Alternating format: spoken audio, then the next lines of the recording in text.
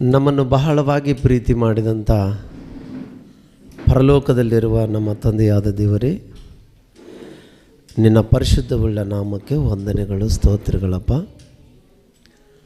ಈ ಬೆಳಗಿನ ಜಾವದಲ್ಲಿ ಮತ್ತೊಂದು ಸಲ ನಿನಗೆ ಕೃತಜ್ಞತೆಗಳನ್ನು ಸಲ್ಲಿಸುವಂಥ ಭಾಗ್ಯ ನಮಗೆ ಕೊಟ್ಟಿದ್ದಕ್ಕಾಗಿ ನಿನಗೆ ಸ್ತೋತ್ರ. ಈ ಸಮಯದಲ್ಲಿ ನಿನ್ನ ಮಾತುಗಳನ್ನು ಹೇಳುವುದಕ್ಕೆ ಸಿದ್ಧನಾಗಿರತಕ್ಕಂಥ ನನ್ನನ್ನು ಮರೆಮಾಡಿಕೊಂಡು ನನ್ನ ಬಾಯಿ ಮುಖಾಂತರ ನಿಮ್ಮ ಮಕ್ಕಳಿಗೆ ಅರ್ಥವಾಗುವ ರೀತಿಯಲ್ಲಿ ನೀವು ಉಪದೇಶ ಮಾಡ್ತೀರ ಅಂತೇಳಿ ನಂಬುತ್ತಾ ಇದ್ದೇನೆ. ಹೌದು ದೇವ, ನಿನ್ನ ಜೀವವುಳ್ಳ ಗ್ರಂಥವು ಪರಿಶುದ್ಧವಾದದ್ದು, ಪವಿತ್ರವಾದದ್ದು. ನಿನ್ನ ಆಜ್ಞೆಗಳು ಮಹಾಶ್ರೇಷ್ಠವಾದದ್ದು. ನಿನ್ನ ಲೇಖನಗಳು ನಮ್ಮ ಜೀವಿತಕ್ಕೆ ಎಷ್ಟೋ ಅವಸರವಾದಂಥ ಮಾತುಗಳಾಗಿವೆ. ಅವನ್ನು ಪರಿಶೀಲನೆ ಮಾಡಿ, ಪರಿಶೋಧನೆ ಮಾಡಿ, ಅರ್ಥ ಮಾಡಿಕೊಂಡು ನಮ್ಮ ಜೀವಿತಗಳನ್ನು ಸರಿಪಡಿಸಿಕೊಂಡು ನಿನಗೆ ಮಹಿಮೆ ತರುವಂಥ ಮಕ್ಕಳಾಗಿ ಬದುಕುವುದಕ್ಕೆ ನಮಗೆ ಸಹಾಯ ಮಾಡ್ತಾರೆಂಬುದಾಗಿ ನಂಬುತ್ತಾ ಇದ್ದೇನೆ. ಕೇಳುವಂಥ ನಿನ್ನ ಮಕ್ಕಳನ್ನು ಕೂಡ ವಾಕ್ಯವನ್ನು ಕೇಳಿ ವ್ಯರ್ಥವಾಗಿ ಬದುಕದೆ ಅರ್ಥ ಮಾಡಿಕೊಂಡು ತಮ್ಮನ್ನು ತಾವು ತಗ್ಗಿಸಿಕೊಂಡು ನಿನ್ನನ್ನು ಹೆಚ್ಚಿಸುವಂಥ ಭಾಗ್ಯ ನಿನ್ನ ಮಕ್ಕಳಿಗೆ ಅನುಗ್ರಹಿಸ್ತೀರಿ.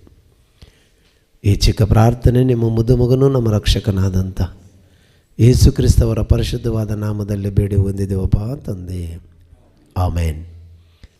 ಓಕೆ, ಪ್ರೀತಿಯುಳ್ಳಂಥ ದೇವರ ಮಕ್ಕಳೇ, ಈ ಒಂದು ದೇವರು ನಮ್ಮ ವಿಷಯದಲ್ಲಿ ಏನೇನು ಮಾತಾಡಬೇಕಂತ ಅಂದ್ಕೊಂಡಿದ್ದಾನೋ ಆ ಮಾತುಗಳೆಲ್ಲ ಕೂಡ ನಾವು ಕೇಳೋಣ. ಸರಿಯಾದ ರೀತಿಯಲ್ಲಿ ಅರ್ಥ ಮಾಡಿಕೊಂಡು ನಮ್ಮನ್ನು ನಾವು ಸರಿಪಡಿಸಿಕೊಂಡು ದೇವರಿಗೆ ಮಹಿಮೆ ತರುವಂಥ ಮಕ್ಕಳಾಗಿ ಬದುಕೋಣ ಪ್ರಿಯರೇ. ಯಾಕಂದರೆ ಈ ಬೈಬಲ್ ಇರತಕ್ಕಂಥದ್ದೇ ನಮ್ಮನ್ನು ಸರಿಪಡಿಸುವುದಕ್ಕೋಸ್ಕರ, ನಮ್ಮನ್ನು ಸರಿದಿದ್ದುವುದಕ್ಕೋಸ್ಕರ, ನಮ್ಮ ಜೀವಿತಗಳನ್ನು ಸಂಪೂರ್ಣವಾಗಿ ದೇವರ ಕಡೆಗೆ ತಿರುಗಿಸುವಂಥ ಮಾತುಗಳಾಗಿ. ಅದಕ್ಕಾಗಿ ಈ ಪುಸ್ತಕದಲ್ಲಿರ್ತಕ್ಕಂಥ ಅಥವಾ ಬೈಬಲ್ನಲ್ಲಿರ್ತಕ್ಕಂಥ ವಿಷಯಗಳು ಒಂದೊಂದಾಗಿ ನಾವು ಆಲೋಚನೆ ಮಾಡೋಣ, ಒಂದೊಂದಾಗಿ ನಾವು ತಿಳ್ಕೊಳ್ಳೋಣ ಪ್ರಿಯರೇ. ಇವತ್ತು ಕೂಡ ನನಗೆ ಕೊಟ್ಟಂಥ ಅಂಶ ಎಕ್ಸಾಮ್ ಬರೆಯೋರಿಗೆ ಅನುಕೂಲವಾಗುತ್ತೆ. ಅದಕ್ಕಾಗಿ ಎಕ್ಸಾಮ್ ಬರೀತಕ್ಕಂಥವರು ಸರಿಯಾದಂಥ ರೀತಿಯಲ್ಲಿ ಈ ವಾಕ್ಯಗಳನ್ನು ಗಮನಿಸಬೇಕಂತೇಳಿ ನಿಮ್ಮಲ್ಲಿ ಕೇಳಿಕೊಳ್ತಾ ಇದ್ದೇನೆ. ನಾವು ಯಾರು? ನಾವು ಇಸ್ರಾಯೇಲ್ರು, ಕ್ರೈಸ್ತರು. ನಾವು ಇಸ್ರಾಯೇಲ್ರು, ಕ್ರೈಸ್ತರು. ಇಷ್ಟಕ್ಕೆ ನಾವು ಯಾರು ಅನ್ನೋಂಥದ್ದು ಕನ್ಫ್ಯೂಷನಲ್ಲಿ ಇದೆ. ಇವತ್ತು ಭಾಳಷ್ಟು ಕ್ರೈಸ್ತರು ನಾವು ಯೇಸು ಕ್ರಿಸ್ತನ ನಂಬಿಕೊಂಡಿರುವುದರಿಂದ ನಾವು ಇಸ್ರಾಯೇಲ್ರಿಗೆ ಸಂಬಂಧಪಟ್ಟವರು ಅಂಥೇಳಿ ಬಹಳ ಮಂದಿ ಅನ್ಕೊಳ್ತಾ ಇದ್ದಾರೆ. ಅದಕ್ಕಾಗಿ ಇಸ್ರಾಯೇಲ್ರನ್ನ ದೃಷ್ಟಿ ಇಟ್ಟುಕೊಂಡು ನಾವು ಕೂಡ ಅಬ್ರಹಾಮನ ಸಂತಾನದೊಳಗೆ ಸೇರಿದವರು, ಅವರು ನಾವು ಒಂದ ಅಥವಾ ಅಲ್ಲ ಅನ್ನೋಂಥ ಅನುಮಾನಾಸ್ಪದವಾಗಿ ಇವತ್ತು ಕ್ರೈಸ್ತ ಸಮಾಜದಲ್ಲಿ ಭಾಳಷ್ಟು ಜನ ಗೊಂದಲಕ್ಕೆ ಒಳಗಾಗಿರ್ತಕ್ಕಂಥದ್ದನ್ನು ನಾವು ನೋಡೋಣ ಪ್ರಿಯರೇ. ಇಷ್ಟಕ್ಕೆ ನಾವು ಕ್ರೈಸ್ತರಾಗಿದ್ದೇವ, ಇಸ್ರೇಲ್ರಾಗಿದ್ದೇವ? ಇಸ್ರೇಲ್ರಿಗೂ ನಮಗೂ ಏನಾದರೂ ಸಂಬಂಧ ಇದೆನಾ ಅನ್ನೋಂಥದ್ದು ನಾವು ಭಾಳಷ್ಟು ಆಲೋಚನೆ ಮಾಡಬೇಕಾದಂಥ ವಿಷಯ ಇದು. ಯಾಕಂದರೆ ಇಸ್ರೇಲ್ ಅಂತಕ್ಕಂಥದ್ದು ನಮ್ಮ ಪ್ರಪಂಚದಲ್ಲಿ ಒಂದು ಸಣ್ಣ ದೇಶ. ಆ ದೇಶದಲ್ಲಿ ನಿವಾಸ ಮಾಡತಕ್ಕಂಥವರೇ ಇಸ್ರೇಲ್ರು. ಆ ಇಸ್ರೇಲ್ರಿಗೆ ಇವತ್ತು ಪ್ರಪಂಚದ ಎಲ್ಲ ಕ್ರೈಸ್ತರು ಸೇರಿದ್ದಾರೆ, ಅಥವಾ ನಾವು ಕೂಡ ಇಸ್ರೇಲ್ರಾಗಿದ್ದೇವೆ. ನಾವು ಅಬ್ರಹಾಮನ ಸಂತಾನಕ್ಕೆ ಒಳಗಾಗಿದ್ದೇವೆ, ಅಬ್ರಹಾಮನ ಸಂತಾನದವರು ಅಂಥೇಳಿ ಭಾಳಷ್ಟು ಜನ ಬೋಧನೆಗಳಲ್ಲಿ ಹೇಳುವುದನ್ನು ನೋಡುತ್ತೇವೆ. ನೀವು ಕೇಳಿದ್ದೀರಿ ಕೂಡ ಅಂದ್ಕೊಂಡಿದ್ದೀನಿ ನಾನು. ಆದರೆ ವಾಕ್ಯದಲ್ಲಿ ಬರೆದಿರತಕ್ಕಂಥ ವಿಷಯಗಳನ್ನು ನಾವು ಆಲೋಚನೆ ಮಾಡೋಣ. ಏಕೆಂದರೆ ಬೈಬಲ್ ಏನು ಹೇಳ್ತದೆ ಅಂತಕ್ಕಂಥದ್ದನ್ನು ನಾವು ಪರಿಶೋಧನೆ ಮಾಡಬೇಕು, ಪರಿಶೀಲನೆ ಮಾಡಬೇಕು. ಅದನ್ನು ಸರಿಯಾದ ರೀತಿಯಲ್ಲಿ ಅರ್ಥ ಮಾಡಿಕೊಂಡು ಜೀವನ ಮಾಡಬೇಕು. ಈಗ ನಮ್ಮ ಭಾರತ ದೇಶ ಅನ್ಯ ಜನರ ದೇಶ, ಹಿಂದೂ ದೇಶ ಅಂಥೇಳಿ ನಮ್ಮ ದೇಶನ ನಾವು ಪಾಕಿಸ್ತಾನಕ್ಕೆ ಹೋದರೆ ಅವು ಮುಸ್ಲಿಮರ ದೇಶ, Afghanistan, Kyrgyzstan, Russia, Australia, Japan, German, ಸುಮಾರು ಪ್ರಪಂಚದಲ್ಲಿ 248 ದೇಶಗಳೇನೋ ಇದ್ದಾವೆ. ಎಷ್ಟಿದ್ದಾವೆ? ಇಡೀ ಪ್ರಪಂಚದಲ್ಲಿ ಎಷ್ಟು ದೇಶಗಳಿದ್ದಾವೆ? ಏನಾದರೂ ಐಡಿಯಾ ಇದೆಯಾ? ಸುಮಾರು 240 ದೇಶಗಳ ಮೇಲ್ಪಟ್ಟು ಇದ್ದಾವೆ. ಎಲ್ಲ ದೇಶಗಳಲ್ಲಿ ಒಂದು ದೇಶ, ಅದು ಇಸ್ರೇಲ್ ದೇಶ. ಈ ಇಸ್ರೇಲು ಭಾಳ ಚಿಕ್ಕದಾಗಿದೆ. ಇಸ್ರೇಲ್ರು ಜನ ಎಲ್ಲ ಸೇರಿದ್ರೂ ಟೋಟಲಾಗಿ 1 ಕೋಟಿ ಜನರು ಇಲ್ಲ ಪ್ರಿಯರೇ. ಈಗ ಲೆಕ್ಕ ಮಾಡಿದ್ರೆ ಸುಮಾರು ಒಂದು 95 ಲಕ್ಷ ಜನ ಇದ್ದಾರೆ. 95 ಲಕ್ಷ ಜನ ಇದ್ದಾರೆ, ಅದಕ್ಕಿಂತ ಹೆಚ್ಚಾಗಿ ಇಲ್ಲ. ಓಕೆ ಪ್ರೀತಿಯುಳ್ಳಂಥ ದೇವರ ಮಕ್ಕಳೇ, ಒಂದು ಸಲ ಆಲೋಚನೆ ಮಾಡಿರಿ. ನಾವು ನಮ್ಮ ಭಾರತ ದೇಶದಲ್ಲಿರ್ತಕ್ಕಂಥ ಜನರು ಅಥವಾ ನಾವು ಕ್ರೈಸ್ತರ ಅನಿಸಿಕೊಳ್ಳತಕ್ಕಂಥವರು ಕ್ರೈಸ್ತರಾಗಿದ್ದೇವ, ಇಸ್ರೇಲ್ರಾಗಿದ್ದೇವೆ? ಇಸ್ರೇಲ್ರಿಗೂ ಕ್ರೈಸ್ತರಿಗೂ ಸಂಬಂಧ ಏನಾದರೂ ಇದೆ ಅಂತೇಳಿ ಆಲೋಚನೆ ಮಾಡೋಣ. ಯಾಕಂದರೆ ನಾವು ಇತಿಹಾಸಕ್ಕೆ ಹೋಗ್ಬೇಕು, ಚರಿತ್ರೆಗೆ ಹೋಗ್ಬೇಕು ಪ್ರಿಯರೇ. ಯಾಕಂದರೆ ಒಬ್ಬನಿಂದಲೇ ಎಲ್ಲ ಜನಾಂಗದವರನ್ನು ಹುಟ್ಟಿಸಿದನು ಎಂಬುದಾಗಿ ನಮ್ಮೆಲ್ಲರಿಗೆ ಗೊತ್ತುಂಟು. ಅಪೊಸ್ತಲರ ಕೃತ್ಯಗಳು 17ನೇ ಅಧ್ಯಾಯ 26ನೇ ವಚನವನ್ನು ನಾವು ನೋಡುವಾಗ, ಅಪೊಸ್ತಲರ ಕೃತ್ಯಗಳು 17ನೇ ಅಧ್ಯಾಯ 26ನೇ ವಚನ ಓದೋಣ. ಒಬ್ಬನಿಂದಲೇ ಎಲ್ಲ ಜನಾಂಗದವರನ್ನು ಹುಟ್ಟಿಸಿ ಅವರವರ ಇರತಕ್ಕ ಕಾಲಗಳನ್ನು ಅವರವರ ನಿವಾಸಗಳ ಮೇರೆಗಳನ್ನು ನಿಷ್ಕರಿಸಿ ಭೂಮಂಡಲದಲ್ಲೆಲ್ಲ ವಾಸ ಮಾಡಿ ಅವರು ಒಂದು ವೇಳೆ ನನ್ನನ್ನು ಕಂಡುಕೊಂಡರು ಎಂಬುದಾಗಿ ಹುಡುಕುವರನ್ನಾಗಿ ನಮ್ಮನ್ನು ಮಾಡಿದ್ದಾನೆ ಎಂಬುದಾಗಿ. ಅಂದರೆ ಭೂಮಿ ಮೇಲೆ ಇರತಕ್ಕಂಥ ಎಲ್ಲ ದೇಶಗಳಲ್ಲಿರ್ತಕ್ಕಂಥ ಜನರು ಪ್ರೆಸೆಂಟು ಸುಮಾರು 800 ಕೋಟಿ ಜನರು ಏನಾದರೂ ಇದ್ದಾರಲ್ಲ, ಇವರೆಲ್ಲರೂ ಕೂಡ ಎಲ್ಲಿಂದ ಬಂದವರು ಅಂತ ಹೇಳ್ತಾ ಇದ್ದಾನೆ. ಅಂದರೆ ಒಬ್ಬನಿಂದಲೇ ಎಲ್ಲ ಜನಾಂಗದವರು ಬಂದರು ಎಂಬುದಾಗಿ. ಒಬ್ಬನಿಂದಲೇ. ಆ ಒಬ್ಬನು ಯಾರು? ಆದಾಮನು. ಆದಾಮನಿಂದ ಯಾರು? ಕೈಯೇನು, ಸೇತು. ಅಲ್ಲಿಂದ ಅನೇಕ ಜನರು ಹುಟ್ಟಿದರು. ನೋಹನ ಜಲಪ್ರಳಯ ಆಯಿತು. ನೋಹನ ಜಲಪ್ರಳಯ ಆದ ಮೇಲೆ ಎಲ್ಲರೂ ಸತ್ತೋದರು. ಒಂದೇ ಒಂದು ಕುಟುಂಬ ಉಳ್ಕಂತು, ಅದೇ ನೋಹನ ಕುಟುಂಬ. ನೋಹನ ಮಕ್ಕಳು ಎಷ್ಟು ಜನ? ನೋಹನಿಗೆ ಮಕ್ಕಳು ಎಷ್ಟು ಜನ? 3 ಜನ ಮಕ್ಕಳು. ಅವ್ರ ಹೆಸರುಗಳು ಏನಾದರೂ ಗೊತ್ತಾ? ಶೇತ್, ಹಾಮ್, ಎಫೆತ್. ಈ 3 ಜನ. ಈ 3 ಜನರಲ್ಲಿ ಇಸ್ರಾಯೇಲ್ರು ಅಥವಾ ಅಬ್ರಹಾಮು ಯಾರ ಸಂತಾನ? ಶೇಮನ ಸಂತಾನ. ಹೌದಾ ಇಲ್ವಾ? ಅಬ್ರಹಾಮನ ಯಾರ ಸಂತಾನ? ಶೇಮನ ಸಂತಾನ. ಈ ಶೇಮನಿಂದ ಬಂದಿರತಕ್ಕಂಥವನೇ ಅಬ್ರಹಾಮನು. ಅಬ್ರಹಾಮನಿಂದ ಈಸಾಕನು, ಈಸಾಕನಿಂದ ಯಾಕೋಬನು. ಇವರು ವಂಶಾವಳಿ. ಇಷ್ಟಿಗೆ ಅಬ್ರಹಾಮ ಯಾರು ಅಂತ ಆಲೋಚನೆ ಮಾಡಿದಾಗ, ಅಬ್ರಹಾಮನು ಕೂಡ ಅನ್ಯ ದೇವತೆಗಳನ್ನು ಆರಾಧನೆ ಮಾಡಿರ್ತಕ್ಕಂಥ ವಂಶಗಳಿಂದ ಬಂದಿರತಕ್ಕಂಥವನೇ ಅಂತ ಹೇಳ್ಬೋದು ಪ್ರಿಯರೇ. ಯಾಕಂದರೆ ಒಂದು ಸಲ ಯೆಹೋಶುವನು ಗ್ರಂಥ, ಯೆಹೋಶುವನು ಬರೆದ ಗ್ರಂಥ 24ನೇ ಅಧ್ಯಾಯ 2-3 ವಚನಗಳನ್ನು ಓದಿರಿ ಪ್ರಿಯರೇ. ಯೆಹೋಶುವನು ಬರೆದ ಗ್ರಂಥ 24ನೇ ಅಧ್ಯಾಯ 2ನೇ ವಚನವನ್ನು ಓದೋಣ ಪ್ರಿಯರೇ. ಅವರೆಲ್ಲರಿಗೆ ನಿಮ್ಮ ದೇವರಾದ ಯೆಹೋವನು ಹೇಳುವುದೇನೆಂದರೆ, ಅಬ್ರಹಾಮ್, ನಾಹೋರ್ ಎಂಬವರ ತಂದೆಯಾದ ತೆರಹ ಮೊದಲಾದ ನಿಮ್ಮ ಮೂಲ ಪುರುಷನು ಪೂರ್ವದಲ್ಲಿ ಯೂಫ್ರೆಟಿಸ್ ಹೊಳೆಯ ಆಚೆಯಲ್ಲಿದ್ದು ಅನ್ಯ ದೇವತೆಗಳನ್ನು ಪೂಜಿಸುತ್ತಿದ್ದರು. ಇವರು ಯಾರು ಅಂದರೆ, ಮೊದಲು ಅಬ್ರಹಾಮನು ಕೂಡ ಯಾರು ಅಂತ ಹೇಳ್ತಾ ಇದ್ದಾನೆ ಅಂದರೆ, ಪ್ರಪಂಚದಲ್ಲಿ ಎಲ್ಲರೂ ಕೂಡ ಅನ್ಯರಾಗಿದ್ದಾರೆ ಅಂತ ಹೇಳ್ತಾ ಇದ್ದ ವಾಕ್ಯ. ಇನ್ನೂ ದೇವರಿಗೆ ಯಾರೂ ಇನ್ನೂ ಪರಿಚಯನ ಆಗಲಿಲ್ಲ. ಯಾಕಂದರೆ ನೋಹ ಜಲಪ್ರಳಯ ಆದ ನಂತರ ಆ 3 ಜನ ಮಕ್ಕಳಿಂದ ಹುಟ್ಟಿ ಬಂದಿರತಕ್ಕಂಥ ಎಲ್ಲ ಜನಾಂಗದವರು ಕೂಡ ದೇವರನ್ನು ಸಂಪೂರ್ಣವಾಗಿ ಮರೆತು ಲೋಕದ ಮೇಲೆ ಮನಸ್ಸಿಟ್ಟುಕೊಂಡು ಜೀವನ ಮಾಡ್ತಾಯಿದ್ದರು. ಅಸಲು ನಮಗೆ ದೇವರಂತಕ್ಕಂಥವನು ಇದಾನ ಅನ್ನೋಂಥ ಭಾವನೆಗಳು ಕೂಡ ಇರಲಿಲ್ಲ ಅಂತ ಹೇಳ್ಬೋದು ಪ್ರಿಯರೇ. ಯಾಕಂದರೆ ಸತ್ಯ ದೇವರನ್ನು ಅಥವಾ ಯೆಹೋವ ದೇವರನ್ನು ಆರಾಧಿಸುವಂಥ ಭಕ್ತಾದಿಗಳು ನೋಹನಲ್ಲಿಗೆ ಸ್ಟಾಪ್ ಆಗಿಬಿಡ್ತು. ನೋಹನ ಆದ ನಂತರ ಅಬ್ರಹಾಮನನ್ನು ದೇವರು ಆರಿಸಿಕೊಳ್ಳುವ ತನಕ ಅವರು ಯಾರು ಅಂತ ಹೇಳ್ಬೋದಂದರೆ ಅನ್ಯ ಜನರು. ಅವ್ರು ಯಾರು? ಅನ್ಯ ಜನರು. ಅನ್ಯರು ಅಂದರೆ ದೇವರನ್ನು ಅರಿಯದವರು. ಅಬ್ರಹಾಮನು ತಂದೆಯಾದ ತೆರಹನು ಕೂಡ ಯಾರು? ಅನ್ಯನು ಎಂಬುದಾಗಿ ಇಲ್ಲಿ ವಾಕ್ಯ ಸ್ಪಷ್ಟವಾಗಿ ನಮಗೆ ನುಡಿತಾ ಇದೆ ಪ್ರಿಯರೇ. ಅಬ್ರಹಾಮನಿಗೆ ಅಣ್ಣ ಯಾರು? ಮತ್ತೊಂದು ಸಲ ಹೋದ್ರ ವಚನನ್ನ, ನಿಮ್ಮ ದೇವರಾದ ಯೆಹೋವನು ಹೇಳುವುದೇನೆಂದರೆ, ಅಬ್ರಹಾಮು ನಾಹೋರು ಎಂಬವರ ತಂದೆಯಾದ ತೆರಹ ಮೊದಲಾದ ನಿಮ್ಮ ಮೂಲ ಪುರುಷರು ಪೂರ್ವದಲ್ಲಿ ಯೂಫ್ರೆಟಿಸ್ ನದಿಯ ಆಚೆಯಲ್ಲಿದ್ದು ಅನ್ಯ ದೇವತೆಗಳನ್ನು ಪೂಜಿಸಿದರು. ನಾನು ನಿಮ್ಮ ಪಿತೃವಾದ ಅಬ್ರಹಾಮನನ್ನು ಅಲ್ಲಿಂದ ಕರೆತಂದು ಕಾನಾನ ದೇಶದಲ್ಲಿ ಸಂಚಾರ ಮಾಡಿಸಿದೆನು. ಅವನಿಗೆ ಈಸಾಕನು ಮಗನನ್ನು ಕೊಟ್ಟೆನೆಂಬುದಾಗಿ ಹೇಳ್ತಾ ಇದ್ದಾನೆ. ಅಂದರೆ ಪೂರ್ವದಲ್ಲಿ ಹೋದರೆ ಪ್ರಿಯರೇ, ಇಸ್ರಾಯೇಲ್ರಂದರೆ ಯಾರು ಅನ್ನೋಂಥ ವಿಷಯನ ನಾವು ನೋಡುವಾಗ ಇಸ್ರಾಯೇಲ್ರಂತ ಹೆಸರು ಇಲ್ಲ, ಅವರು ಇಬ್ರಿಯ ಕುಲದವರು. ಅಬ್ರಹಾಮನು ಯಾವ ಕುಲದವನು? ಯಾರ್ರೀ? ನೀವು ಮಾತಾಡ್ರಿ.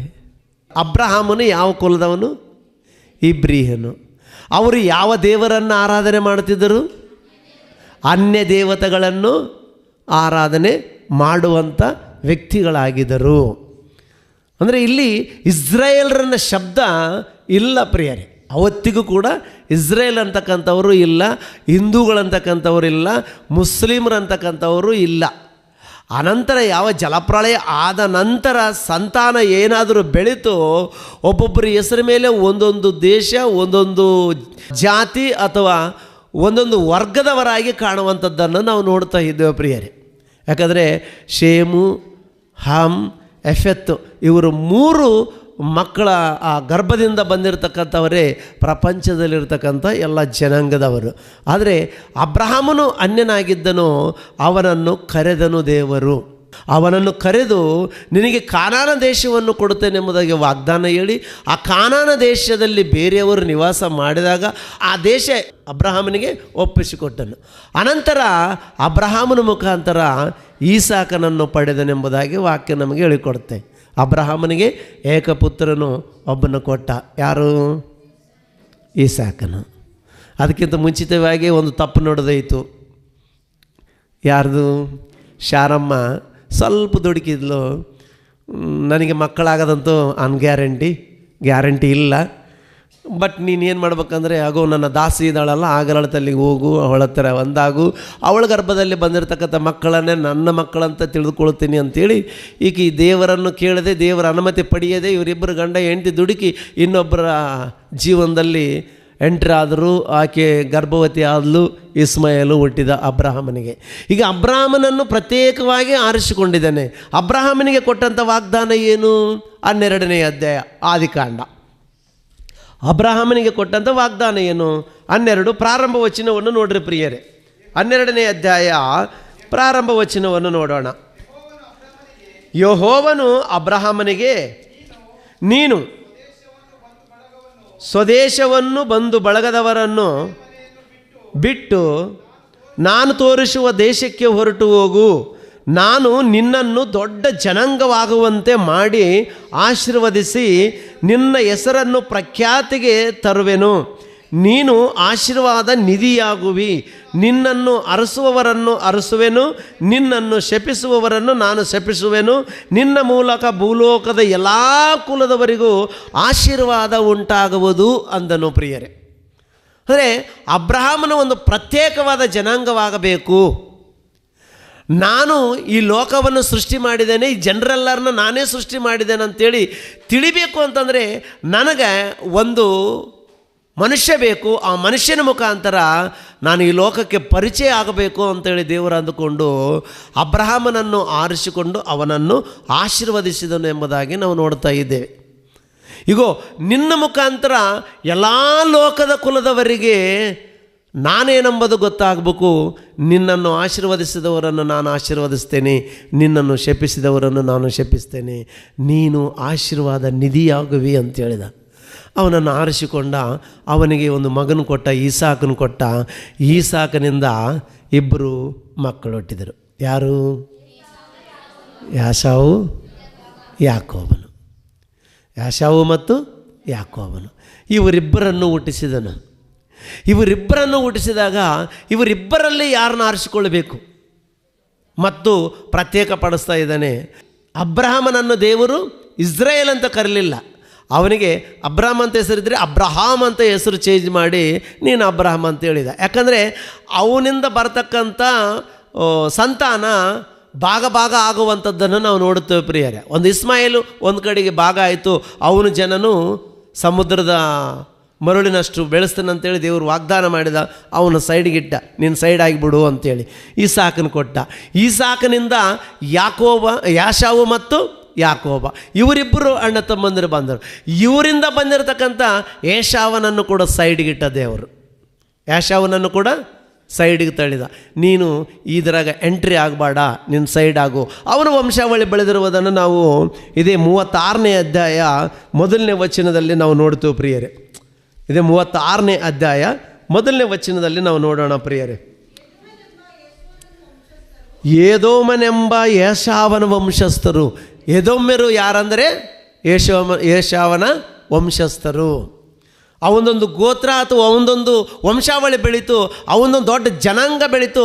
ಆ ಜನಾಂಗಕ್ಕೆ ಮೂಲ ಪುರುಷನು ಯಾರಂದರೆ ಯಾಶಾವನು ಎದೋಮರು ಎಂದು ಕರೆಯಲ್ಪಡಿತು ಎಂಬುದಾಗಿ ನಾವು ನೋಡ್ತಾ ಇದ್ದೇವೆ. ಎದೋಮ್ಯರು ಇಸ್ರಾಯೇಲರಲ್ಲ, ಇವರು ಎದೋಮ್ಯರು ಅಂತ ಕರೆಯಲ್ಪಡಿತು.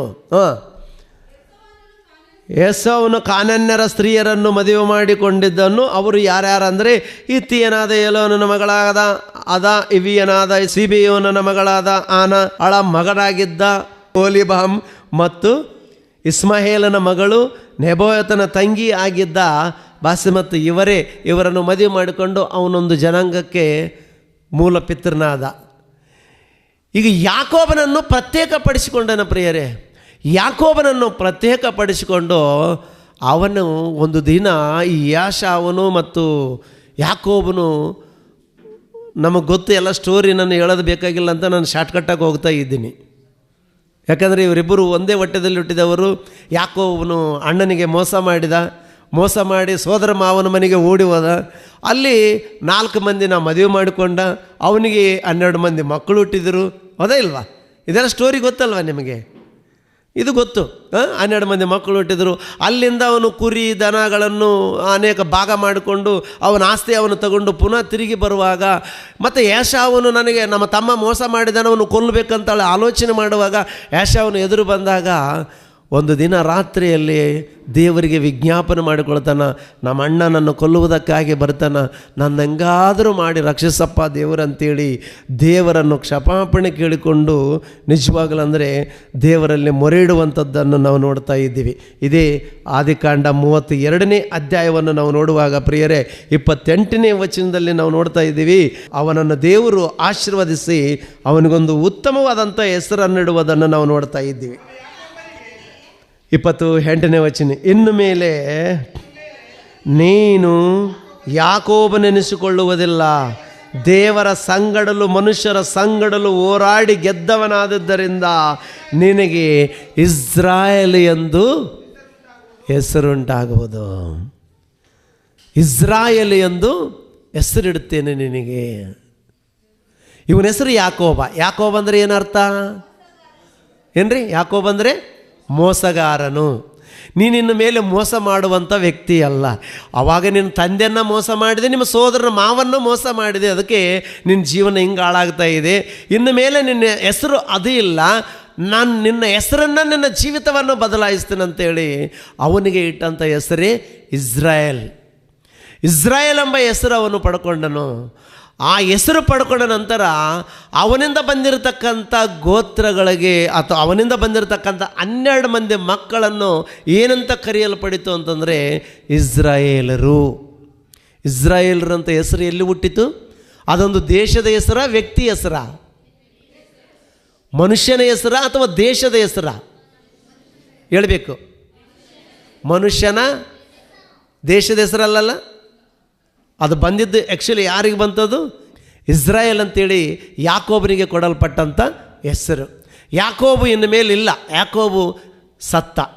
ಯಾಕೋಬು ಹೊಸ ಮನುಷ್ಯನಾಗಿ ಬದುಕಬೇಕಾಗಿದೆ, ದೇವರ ಆಜ್ಞೆಗಳ ಪ್ರಕಾರ ಬದುಕಬೇಕಾಗಿದೆ ಅಂತೇಳಿ ದೇವರು ಪ್ರತ್ಯೇಕವಾಗಿ ಯಾಕೋಬನನ್ನು ಆರಿಸಿಕೊಂಡನು. ಅಬ್ರಹಾಮನಿಗೆ ಈಸಾಕನು ಮತ್ತು ಇಸ್ಮಾಯೇಲನು ಹುಟ್ಟಿದರೂ ಕೂಡ ಇಸ್ಮಾಯೇಲನ ಸೈಡ್ ತಳ್ಳಿ ಈಸಾಕನನ್ನು ಆರಿಸಿಕೊಂಡನು.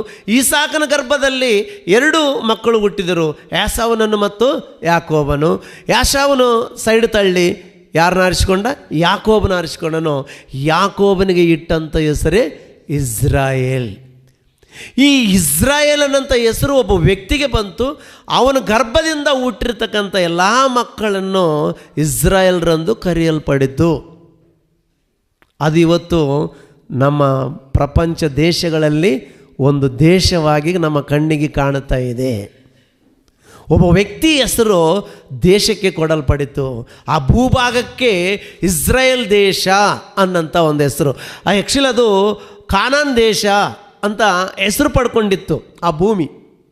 ಅಬ್ರಹಾಮನಿಗೆ ಹೇಳಿದ, ನಾನು ನಿನಗೆ ಕಾನಾನ ದೇಶವನ್ನು ನೀನು ಸ್ವಂತವಾಗಿ ಕೊಡುತ್ತೇನೆ, ಹಾಲು ಜೇನು ಹರಿಯುವ ದೇಶವನ್ನು ನಿನಗೆ ಸ್ವಂತವಾಗಿ ಕೊಡುತ್ತೇನೆ ಅಂತ ಹೇಳಿರ್ತಕ್ಕಂಥ ಆ ದೇಶಕ್ಕೆ ಯಾರ ಹೆಸರು ಬಂತೀಗ? ಇಸ್ರಾಯೇಲಿನ ಹೆಸರು ಆ ಭೂಭಾಗಕ್ಕೆ ಕೊಟ್ಟ ಪ್ರಿಯರೇ, ಅವರೇ ಇಸ್ರಾಯೇಲ್ರು. ಈಗ ದೇವರು ಅವ್ರ ದೇವರಾದ್ನ ಅಂತ ಆಲೋಚನೆ ಮಾಡುವಾಗ ಇದೇ 33ನೇ ಅಧ್ಯಾಯದಲ್ಲಿ ನಾವು ನೋಡುವಾಗ ಆದಿಕಾಂಡ 33ನೇ ಅಧ್ಯಾಯ 19 ಮತ್ತು 20 ವಚನಗಳನ್ನು ಓದೋಣ ಪ್ರಿಯರೇ. ಅವನು ತನ್ನ ಗುಡಾರಗಳನ್ನು ಹಾಕಿಸಿದ ಭೂಮಿಯನ್ನು ಅಮೋರನ ಮಕ್ಕಳಿಗೆ 100 ವರಹ ಕೊಟ್ಟು ಅವರಿಂದ ಕೊಂಡುಕೊಂಡನು. ಅಮೋರನು ಶೇಕೆಮನ ತಂದೆ ಅಲ್ಲಿ ಯಾಕೋಬನ ಯಜ್ಞವೇದಿಯನ್ನು ಕಟ್ಟಿಸಿ ಅದಕ್ಕೆ ಎಲೆಲೋಹೆ ಇಸ್ರಾಯೇಲ್ ಎಂದು ಹೆಸರಿಟ್ಟನು. ಅಲ್ಲಿ 7 ಅಂತ ಒಂದು ಪುಟ್ನೋಟ ಇರ್ತದ, ಕೆಳಗೆ ನೋಡಿದ್ರೆ ಹೇಳ್ತದ ಎಲೆಲೋಹೆ ಇಸ್ರಾಯೇಲ್ ಅಂದರೆ ದೇವರು ಇಸ್ರಾಯೇಲರ ದೇವರು ಅಂತ ಅರ್ಥ ಕೊಡುವಂಥ ಮಾತಾಗಿದೆ ಪ್ರಿಯರೇ. ದೇವರು ಯಾರ ದೇವರು? ಇಸ್ರಾಯೇಲರ ದೇವರು. ಸಕಲ ಜೀವಿರಾಶಿಗಳನ್ನು ಸಕಲ ಸೃಷ್ಟಿಯನ್ನು ಉಂಟು ಮಾಡಿರ್ತಕ್ಕಂಥ ದೇವರು, ಸಕಲ ಮಾನವರಿಗೆ ತಂದೆಯಾಗಿರ್ತಕ್ಕಂಥ ದೇವರನ್ನು ಅವ ಹೇಳ್ತಾನೆ. ಯಾಕೋಬನು ಇಸ್ರಾಯೇಲ್ ಹೇಳ್ತಾನೆ, ಇಗೋ ದೇವರು ನನ್ನ ದೇವರು ಅಥವಾ ನಮ್ಮ ದೇವರು ಅಂತ ಹೆಸರು ಇಟ್ಕೊಂಡ ಪ್ರಿಯರೇ. ಎಲೆಲೋಹಿ ಎಲೆಲೋಹೆ ಅಂದರೆ ಇಗೋ ನನ್ನ ದೇವರು, ನಿಜವಾದಂಥ ದೇವರು. ಈತನು ನಮ್ಮ ವಂಶಾವಳಿಗೆ ದೇವರು, ಈತನು ಇನ್ನು ಮೇಲೆ ನನ್ನ ಜನಾಂಗಕ್ಕೆ ದೇವರಾಗಿದ್ದಾನೆ ಅನ್ನಂಥ ಭಾವನೆಯಿಂದ ಮಾತಾಡುವುದನ್ನು ನಾವು ನೋಡ್ತಾ ಇದ್ದೀವಿ. ಅದಕ್ಕೆ ದೇವರು ಹೇಳ್ತಾ ಇದ್ದಾನೆ, ನಾನು ಅಬ್ರಹಾಮನ ದೇವರು, ಈಸಾಕನ ದೇವರು, ಯಾಕೋಬನ ದೇವನು. ನಾನು ಯಾರಿಗೆ ದೇವರಾಗಿದ್ದೇನೆಂದರೆ ಅವರಿಗೆ ದೇವರಾಗಿದ್ದೇನೆ. ಅವರನ್ನು ಪ್ರತ್ಯೇಕವಾಗಿ ಆರಿಸಿಕೊಂಡು ಅವರ ಪಕ್ಷವಾಗಿ ಯುದ್ಧಗಳನ್ನು ಮಾಡಿದ್ದು ಗೊತ್ತು ನಮಗೆ. ಅವರ ಪಕ್ಷವಾಗಿ ಮನುಷ್ಯರ ಸಂಗಡ ಹೋರಾಟ ಮಾಡಿರುವುದನ್ನು ನಾವು ನೋಡ್ತಾ ಇದ್ದೀವಿ. ಯಾವ ದೇಶದವರು ಇವರ ಮೇಲೆ ಬಂದರೂ ಕೂಡ ದೇವರು ಸುಮ್ಮನೆ ಇರದೆ ಅವರನ್ನು ಸಾಯಿಸಿರುವುದನ್ನು ನಾವು ನೋಡ್ತಾ ಇದ್ದೀವಿ. ಅಂದರೆ ದೇವರು ಇಸ್ರಾಯೇಲ್ ದೇವರು ಅಂತ ಕರೆಸಿಕೊಂಡಿರುವುದರಿಂದ ಈಗ ನಾವು ಅದೇ ದೇವರನ್ನು ನಂಬಿರುವುದರಿಂದ ನಾವು ಕೂಡ ಇಸ್ರಾಯೇಲರ. ಮತ್ತು ಯಾರು ನಾವು ಅವರು ಒಂದೇ ದೇವರನ್ನು ನಂಬಿರುವುದರಿಂದ ನಾವು ಕೂಡ ಇಸ್ರಾಯೇಲರ. ಹಂಗಾದ್ರೆ ಇಸ್ರಾಯೇಲ್ ದೇವರ ಆತನು? ಅವರಿಗೆ ಮಾತ್ರನೇ ದೇವರ, ಜಗತ್ತಿಗೆಲ್ಲ ದೇವರ ಅನ್ನಂಥದ್ದು ಆಲೋಚನೆ ಮಾಡಬೇಕಾದಂಥ ವಿಷಯ ಪ್ರಿಯರೇ. ಯಾಕಂದರೆ ಇಲ್ಲಿ ಅವರ ವಂಶಾವಳಿಗೆ ಆತನು ದೇವರಾಗಿದ್ದಾನೆ. ಅವರು ಹೇಳ್ತಾ ಇದ್ದಾರೆ, ಈತನು ನಮ್ಮ ದೇವರು, ನಮ್ಮ ದೇವರು ಈತನು ಅಂತೇಳಿದ. ನಾನು ಕೂಡ ನಿಮ್ಮ ದೇವರೇ ಅಂತ ಹೇಳಿಕೊಂಡ. ಅವರಿಗೆ ಕೊಡಲ್ಪಟ್ಟಂಥ ಆಜ್ಞೆಗಳು, ಧರ್ಮಶಾಸ್ತ್ರ ಎಲ್ಲವೂ ಅವರಿಗೊಂದು ನಿಯಮಗಳು, ಪದ್ಧತಿಗಳು, ಆಚಾರಗಳು, ವಿಚಾರಗಳು, ಜ್ಞಾನವು ಎಲ್ಲವೂ ಅವರಿಗೆ ಕೊಟ್ಟನೆಂಬುದಾಗಿ ನಾವು ರೋಮಾಪುರದವರೆಗೆ ಬರೆದಂಥ ಪತ್ರಿಕೆ 9ನೇ ಅಧ್ಯಾಯ 4ನೇ ವಚನದಲ್ಲಿ ನಾವು ನೋಡುವಂಥವರಾಗಿದ್ದೇವೆ ಪ್ರಿಯರೇ. ಆ ವಚನವನ್ನು ನೋಡೋಣ. ರೋಮಾಪುರದವರಿಗೆ ಬರೆದಂಥ ಪತ್ರಿಕೆ 9ನೇ ಅಧ್ಯಾಯ 4ನೇ ವಚನವನ್ನು ನೋಡೋಣ ಪ್ರಿಯರೇ. ಅವರು ಇಸ್ರಾಯೇಲ್ ವಂಶದವರು, ದೇವರ ಪುತ್ರರಾಗಿ ಸ್ವೀಕರಿಸಿದವರು ಆಗಿದ್ದಾರೆ. ಅವರು ಯಾರು? ಇಸ್ರಾಯೇಲರು. ಅಬ್ರಹಾಮನ ಸಂತಾನ ಇಸ್ರಾಯೇಲರು. ಆ ಇಸ್ರಾಯೇಲರು